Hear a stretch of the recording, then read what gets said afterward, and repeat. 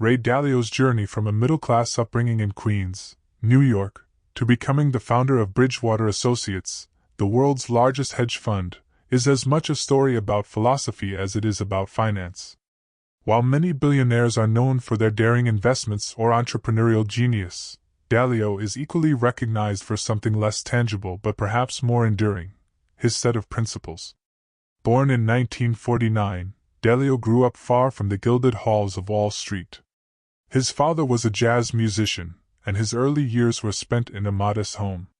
Dalio's first taste of investing came at the age of 12 when he bought shares of Northeast Airlines for $300, a purchase based more on luck than skill. When the airline later tripled in value, Dalio was hooked. But the real lesson was not about making money. It was about the thrill of figuring out how markets work.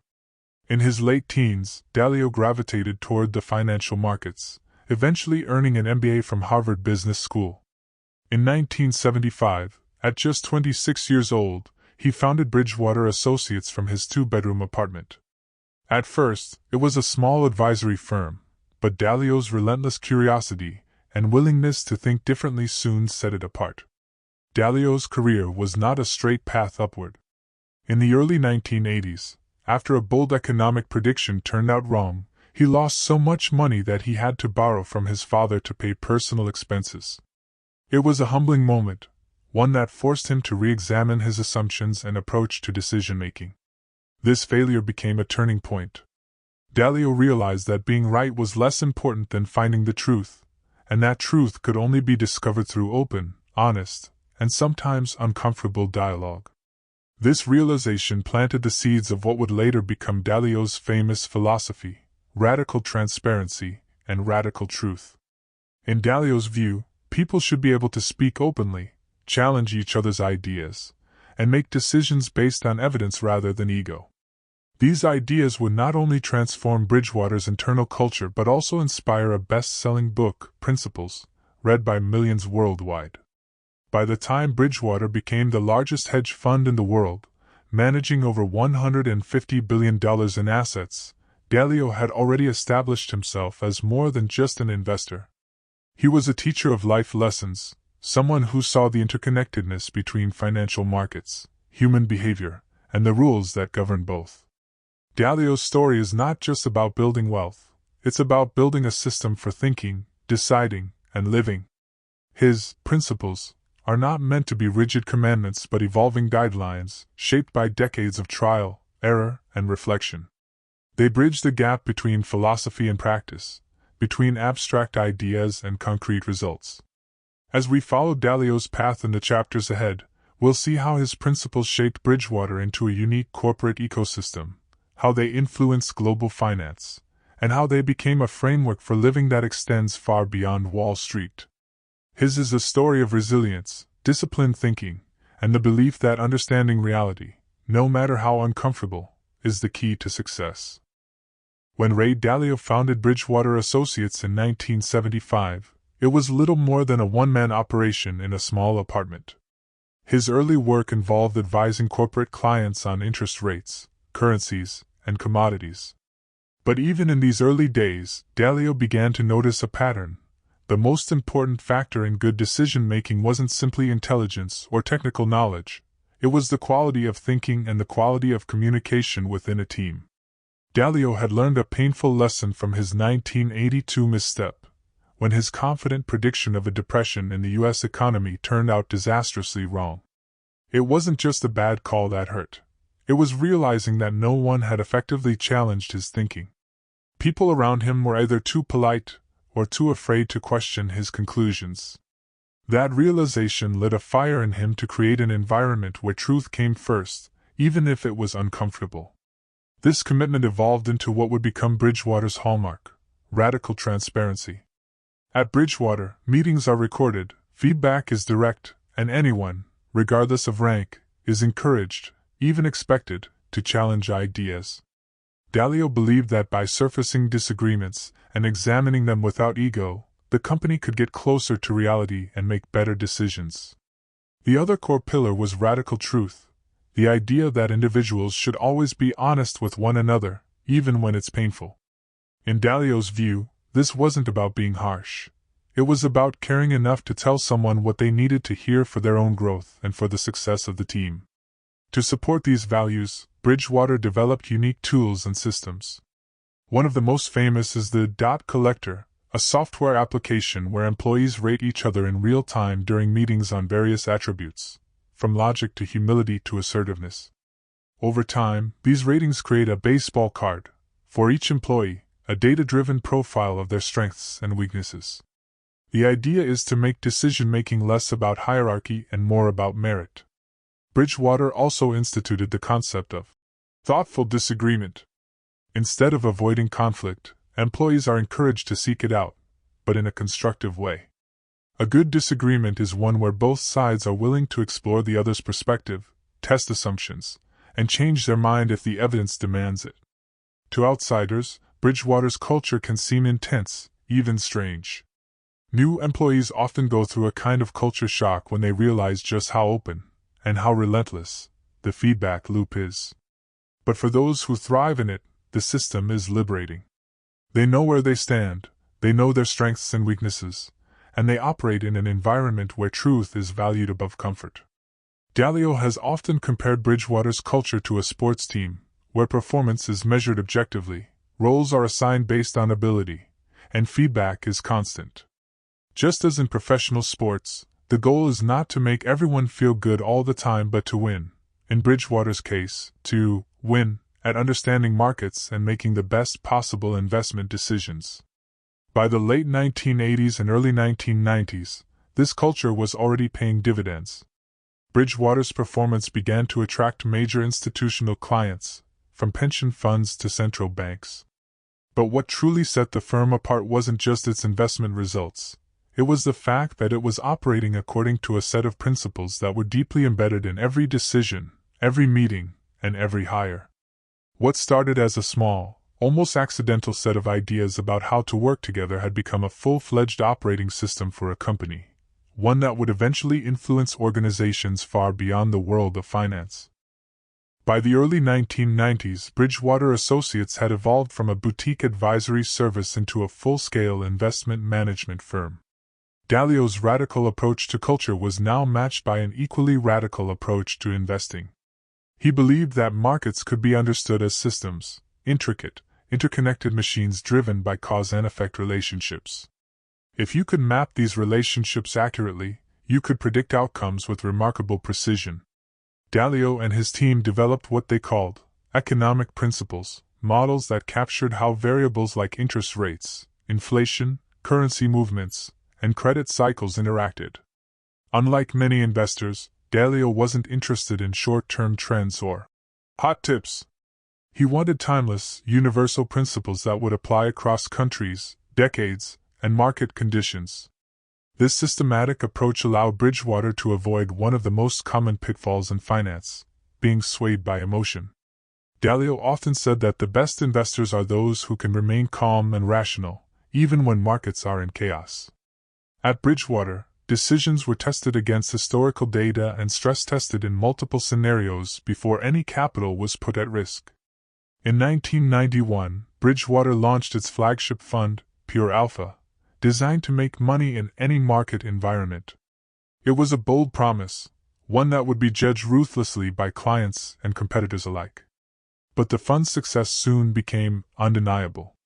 Over the next 2 decades, Pure Alpha delivered strong, consistent returns, weathering crises that sank other firms.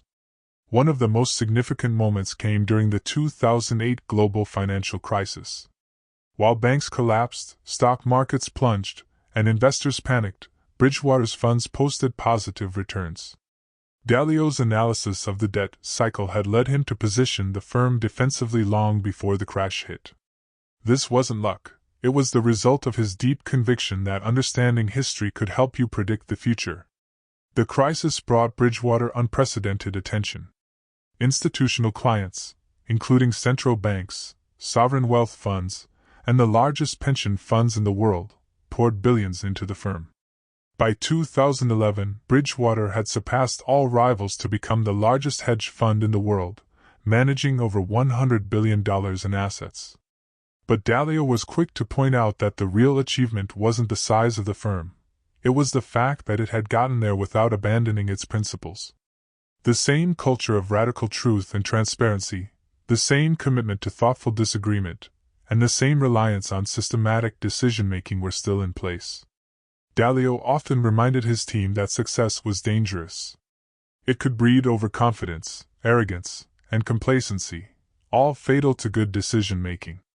To guard against this, Bridgewater doubled down on its principles, making them even more explicit and accessible. Employees were expected to know them, live them, and challenge them when necessary. The rise of Bridgewater was not just a business triumph, it was proof of concept.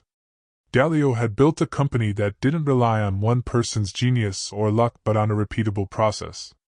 The machine worked, and it worked so well that it was reshaping the conversation about how organizations could be run. Bridgewater was no longer just a hedge fund. It was a case study in how to think, decide, and act in a complex world. And for Dalio, that was the real legacy he was building, one that would outlast any market cycle.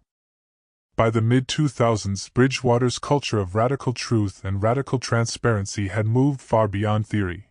It was embedded in the firm's daily life. Every meeting, every interaction, and every decision became an opportunity to practice these principles. For newcomers, it was often an intense experience. At Bridgewater, almost all meetings were recorded, not for legal reasons, but for learning. If someone missed a meeting, they could watch the playback to understand not just what was decided but how the decision was reached. This allowed people to study the reasoning process, spot mistakes, and improve over time. It was a level of openness that most companies would never dare attempt. The dot collector became one of the firm's signature tools.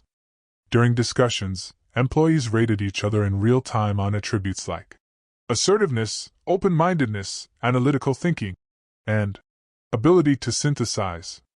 This wasn't anonymous. Everyone could see everyone else's ratings. Over time, a detailed data profile emerged for each employee, showing where they excelled and where they struggled. This level of feedback could be jarring. In most workplaces, people receive formal performance reviews once or twice a year. At Bridgewater, feedback was constant, sometimes every few minutes. Dalio believed that this relentless feedback loop accelerated personal growth. You couldn't hide weaknesses for long. They would be revealed, discussed, and addressed.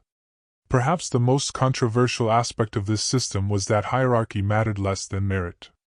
An intern could openly challenge a senior partner if they had evidence and reasoning to support their case.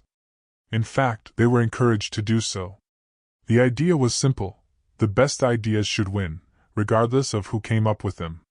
Dalio called this the idea meritocracy. In an idea meritocracy, decisions are made based on the quality of ideas, not the power of titles. To make this work, Bridgewater developed algorithms to weight each person's input according to their track record in specific areas. Someone with a proven ability to forecast interest rate movements, for example, would have more influence in those discussions than someone without that history, regardless of seniority. Critics often argue that such a system could be brutal, even demoralizing. But Dalio countered that the discomfort was necessary. "If you don't look at yourself objectively, you can't improve," he would say. To him, the real cruelty was allowing someone to stay in the dark about their weaknesses. Over time, the system began to produce results not just in investment performance but in personal transformation. Employees who embraced radical transparency often described it as life-changing. They became better at handling criticism, better at listening, and better at separating their ego from their ideas. Many said that after working at Bridgewater, traditional workplaces felt slow, political, and dishonest by comparison. Dalio understood that this approach wasn't for everyone. The hiring process was designed to identify people who would thrive in such an environment. Candidates were told upfront that Bridgewater's culture was not a place for people who are easily offended. They were warned that if they valued comfort over truth, they would be miserable here. In a world where most companies avoided conflict and softened feedback, Bridgewater had built a system that leaned into discomfort and turned it into a competitive advantage. It was a bold experiment in human behavior, one that few dared to copy in full. By putting radical transparency into action every single day, Bridgewater wasn't just running an investment firm. It was running a live laboratory for understanding how people think, how they improve, and how organizations can harness the full power of collective intelligence. Ray Dalio had always believed that to understand the present, you had to understand the past, and not just recent history, but centuries of it. One of his most important insights was the concept of the long-term debt cycle, a pattern that he argued had been repeating for hundreds of years in economies around the world. Most people understood the short-term credit cycle, the regular ups and downs of economic activity over several years. But Dalio saw a deeper rhythm, a longer cycle, typically lasting 50 to 75 years, in which debt levels across an economy slowly built up to unsustainable levels. Eventually, the burden of that debt became so large that it couldn't be serviced, leading to a massive deleveraging, a painful process of defaults, restructurings, and economic contraction. Dalio's study of history, from the Great Depression in the 1930s to Japan's lost decades after 1990, convinced him that the United States and much of the developed world were approaching the end of such a long-term cycle by the mid-2000s. The signs were clear: record-high household debt, inflated asset prices, and a financial system loaded with complex derivatives tied to shaky mortgages. While many investors were caught up in the optimism of the housing boom, Bridgewater began quietly positioning itself for trouble. The firm reduced exposure to risky assets, increased holdings in safe haven securities, and placed strategic bets that would pay off if markets collapsed. When the crisis hit in 2008, it was catastrophic for most of the financial world. Lehman Brothers failed. Global stock markets plunged. Credit markets froze. Banks had to be rescued by governments. Trillions of dollars in wealth evaporated in months. Bridgewater, however, had one of its best years. Its flagship Pure Alpha fund posted double-digit gains, while competitors were reporting record losses. The reason wasn't luck, it was preparation. Dalio's debt cycle framework had given him a roadmap for what was coming and how to navigate it. The 2008 crisis also became a proving ground for his belief in radical transparency. While other firms scrambled to reassure clients with polished narratives, Bridgewater laid out the raw facts.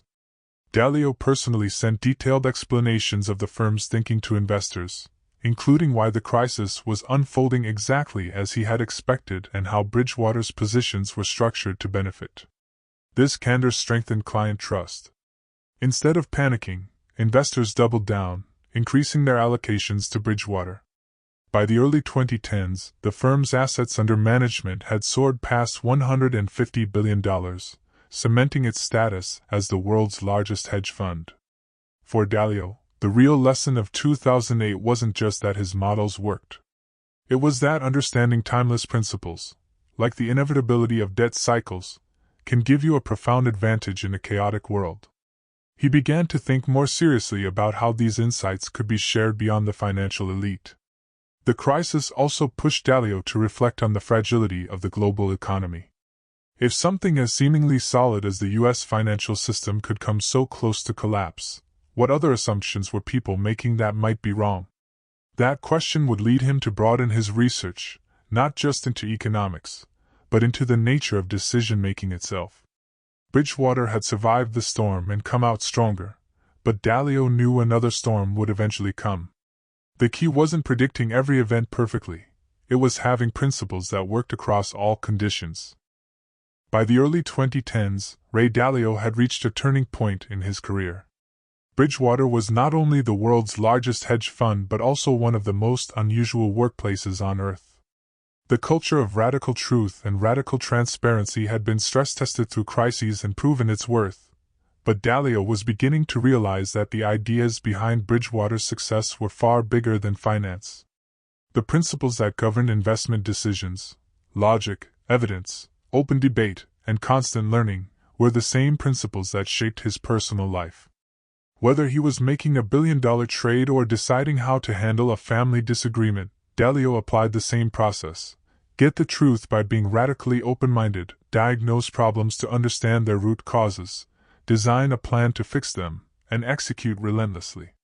These were, in his mind, universal rules for effective living. Over decades, Dalio began writing them down systematically, at first for internal use at Bridgewater, a manual for new hires to understand how we do things here. But the document kept growing, moving beyond work to include lessons about relationships, personal growth, failure, and resilience. The more he wrote, the more he saw principles as recipes, proven methods that could be repeated in different contexts and shared so others could achieve similar results.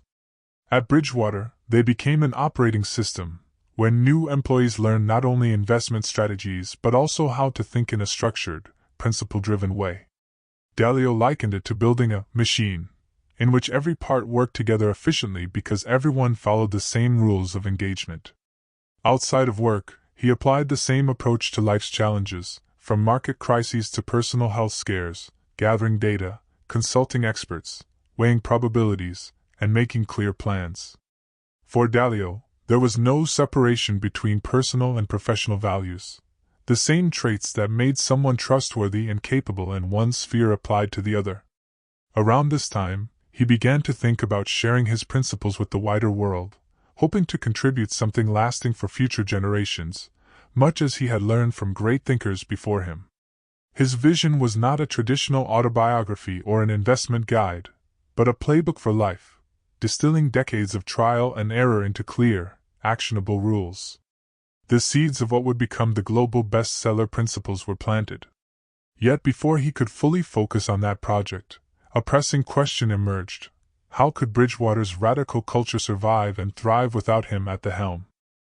By the mid-2010s, Ray Dalio had spent more than 4 decades building Bridgewater from a tiny operation in his apartment to the largest hedge fund in the world. Yet, in his mind, the greatest challenge still lay ahead: how to make the company thrive without him. For Dalio, succession planning wasn't just about finding a replacement CEO. It was about ensuring that the firm's unique culture, radical truth, radical transparency, and principle-driven decision-making would continue long after he was gone.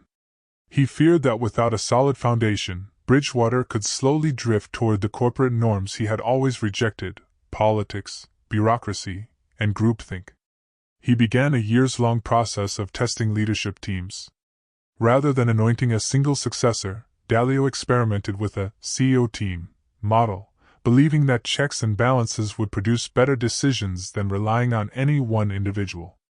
Potential leaders were evaluated not just on their investment skills but also on their ability to embody the firm's culture. This was harder than it sounded. Many talented candidates excelled in traditional leadership roles but struggled in an environment where their every decision could be openly challenged, even by junior employees, in front of the entire company. Some thrived, others didn't last. Dalio didn't shy away from publicizing these struggles. In true Bridgewater style, even the succession process itself was transparent, with open debates about leadership candidates and their strengths and weaknesses. It was messy, but it was authentic. At the same time, Dalio gradually stepped back from day-to-day investment decisions, forcing the firm to rely less on his instincts and more on systems. Bridgewater's famous economic models, refined over decades, became more central than ever. Dalio wanted the machine to run on principles and data, not personality. This shift wasn't just for Bridgewater's benefit. Dalio knew that letting go would give him the freedom to focus on his long-planned mission, sharing his principles with the world. He saw the book he was writing not only as a personal legacy but as an operating manual for anyone, in any field, who wanted to make better decisions. Still, stepping back wasn't easy. For someone who had been so deeply involved in every aspect of the firm's life, there were moments of doubt. Would the culture survive? Would the investment performance hold up? Would the new leaders resist the natural temptation to make things more comfortable and less challenging? Dalio's answer to these fears was the same as it had been for decades: trust in principles, not in people's moods or whims. If the principles were sound and deeply embedded in the organization, they would guide future generations through challenges he couldn't even imagine. By the time he officially handed over the reins, Dalio had transformed himself from a founder-operator into a mentor and advisor. Bridgewater's next era had begun, one without its creator in the captain's chair, but with his philosophy deeply woven into its DNA. For Dalio, the transition wasn't an ending. It was the beginning of a new chapter, one where his audience was no longer just a few hundred employees in Westport, Connecticut, but the entire world. With his direct involvement at Bridgewater reduced, Ray Dalio finally had the time and mental space to take on the project he had been preparing for decades, putting his principles into a book for everyone. The idea had been brewing since the mid-2000s, when he began compiling a principles document for Bridgewater employees. Over the years, that document had grown from a few pages into hundreds, part philosophy, part management handbook, and part personal memoir. Now, Dalio wanted to shape it into something the public could understand, apply, and benefit from. The timing could not have been better. The world was hungry for guidance on decision-making, leadership, and navigating uncertainty. Technology was accelerating change, while political and economic instability seemed to be everywhere. Dalio believed that the principles that had worked for him in finance, truth-seeking, rigorous analysis, and radical open-mindedness, could help anyone, in any walk of life. Writing the book was no small task. Dalio had no interest in producing a glossy, motivational read with vague advice. He wanted specifics, real, hard-earned lessons from both his failures and successes. That meant telling unflattering stories. The time he nearly bankrupted himself betting against the economy in 1982, the brutal internal disagreements at Bridgewater, and the moments when his own blind spots had caused problems. The result was Principles, Life and Work, published in 2017. It was part memoir, part operating manual, laying out not only his personal and professional journey but also the concrete decision-making framework he had developed. Seek the truth even when it is uncomfortable, use pain as a signal for growth, and treat your life and work as a machine that can be improved through feedback and iteration. The book struck a chord far beyond the world of finance. It reached teachers, athletes, doctors, students, and professionals from every field, many of whom saw it as a toolkit for thinking clearly in a noisy, chaotic world. Dalio did not stop there. He made his principles freely available online, along with videos and interactive tools, encouraging people not just to read them but to actively apply them in solving their own problems. In doing so, he became something unexpected. A public intellectual, giving interviews not only about markets but also about life, economics, geopolitics, and history. His message remained consistent, that success comes from understanding how reality works and knowing how to deal with it effectively. For someone who had spent most of his career in the relatively closed world of high finance, this shift to speaking to millions worldwide was dramatic, but Dalio embraced it. Just as he had shared his ideas inside Bridgewater for decades, he now sought to share them with anyone willing to listen. This public phase of his career would soon lead him into global conversations about the future of economies, the rise and fall of nations, and the challenges facing humanity in the 21st century. But before that, Dalio had one more book to write, one that would take his principles beyond the personal and into the global arena. After the success of Principles, Life and Work, Ray Dalio turned his attention to a broader mission, helping people understand the forces that shape the world, not just individual decision-making. He had long studied history, economies, and politics, looking for patterns that repeated over centuries. Now, he wanted to share these insights with a global audience. Dalio's central concept was the idea of big cycles, recurring patterns in economic, political, and social systems that determine the rise and fall of nations. Drawing on hundreds of years of historical data, he identified a set of recurring factors: debt accumulation, wealth inequality, shifts in productivity, and geopolitical power transitions. By understanding these cycles, Dalio argued, individuals, companies, and governments could make smarter decisions and avoid catastrophic mistakes. He published Principles for Navigating Big Debt Crises in 2018, a detailed guide that combined historical case studies with lessons for modern economies. The book offered practical strategies for policymakers and investors alike, showing how nations could survive debt crises without causing societal collapse. Dalio's work extended beyond finance. He argued that understanding big cycles could help people prepare for societal changes, manage risk, and create more resilient organizations. His approach was rooted in his core philosophy: principles, not shortcuts, were the key to long-term success. He also emphasized the importance of adaptability. Just as Bridgewater's investment strategies relied on feedback loops and continuous learning, nations and individuals needed to remain flexible in the face of changing circumstances. Dalio warned against rigid thinking, pointing to historical examples where empires failed because they refused to adapt to economic or social shifts. This global perspective brought Dalio into conversations with world leaders, academics, and policy advisors. He became a bridge between Wall Street and the wider world, translating complex financial and historical concepts into actionable advice for navigating uncertainty. Yet, even as his focus expanded, Dalio remained committed to the idea that truth and transparency were universal principles. He encouraged people not to accept conventional wisdom blindly, but to study evidence, challenge assumptions, and think critically. Through these efforts, Dalio had effectively extended the application of his principles from his own life and company to the global stage. He was no longer just a billionaire investor or a corporate innovator. He had become a teacher of history, economics, and decision-making, a guide for anyone seeking to understand the forces shaping their world. The work set the stage for his final reflection, synthesizing decades of personal experience, corporate innovation, and historical research into lessons for life, leadership, and legacy. As Ray Dalio moved deeper into his 70s, he began to reflect not only on what he had accomplished but on what he wanted to leave behind.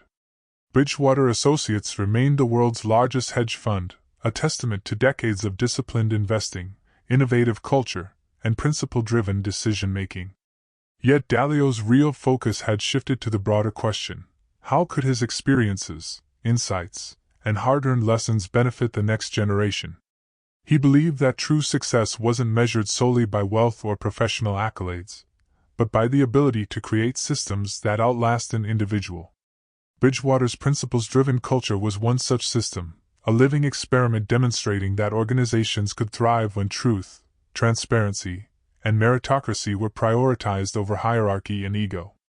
Dalio's books, Principles, Life and Work and Principles for Navigating Big Debt Crises, became tools for anyone seeking clarity in complexity. They distilled decades of trial and error, triumphs and failures, into actionable frameworks that people could apply in business, personal life, and global affairs. One of Dalio's most enduring contributions was his emphasis on pain plus reflection equals progress. Failures, setbacks, and challenges weren't just obstacles. They were signals pointing to areas for growth. He encouraged individuals to embrace discomfort, to question assumptions, and to learn systematically from mistakes. This mindset, he argued, was as critical to living a meaningful life as it was to managing a successful hedge fund. Dalio also remained a vocal advocate for radical open-mindedness, the practice of considering opposing viewpoints, seeking evidence, and being willing to change one's mind. He saw this as a key tool not just for leaders and investors, but for citizens navigating an increasingly complex, interconnected world. Even as he scaled back his daily role at Bridgewater, Dalio focused on mentoring, advising, and sharing knowledge. He engaged with policymakers, educators, and global thinkers, translating principles that had once guided his firm into guidance for societies facing uncertainty, debt crises, and geopolitical shifts. In many ways, Dalio's legacy is twofold. On one hand, he demonstrated that a hedge fund could achieve unprecedented success without compromising its values, building a culture that turned radical truth into a competitive advantage. On the other hand, he showed that principles are universal, applicable not just to markets, but to life itself, to leadership, and to the collective challenges humanity faces. As Dalio himself has noted, the ultimate goal isn't just personal success. It's to leave a world where systems and people are better equipped to deal with reality, to solve problems effectively, and to thrive in the face of uncertainty.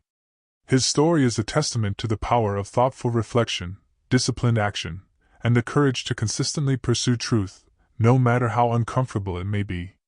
Ray Dalio's journey, from a young trader in New York to a billionaire investor and global thinker, illustrates that enduring impact is not built on luck or charisma alone. It is built on principles, living by them, teaching them, and refining them over a lifetime. For those willing to embrace them, his life offers a blueprint for not just surviving, but thriving, in an unpredictable world.